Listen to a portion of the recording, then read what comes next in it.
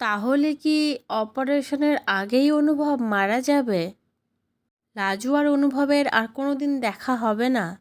পুরোটা জানতে ভিডিওটিতে লাইক দিয়ে চ্যানেলটা সাবস্ক্রাইব করে দেখতে থাকুন।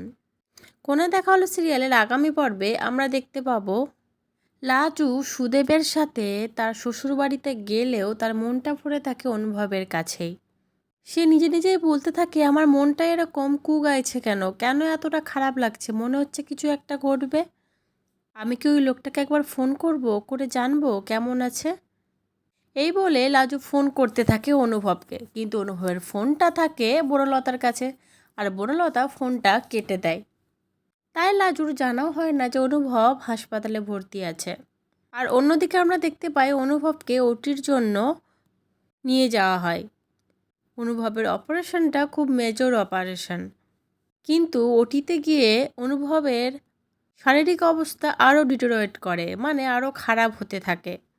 সেখানে গিয়ে ডাক্তাররা অনুভবের মধ্যে কিছু একটা প্রবলেম দেখতে পায়। সেটা দেখে ডাক্তাররা আরও চিন্তিত হয়ে যায়। বাইরে এসে অনুভবের বাড়ির লোককে বলতে থাকে, অনুভবের অবস্থা খুব খারাপের দিকে যাচ্ছে।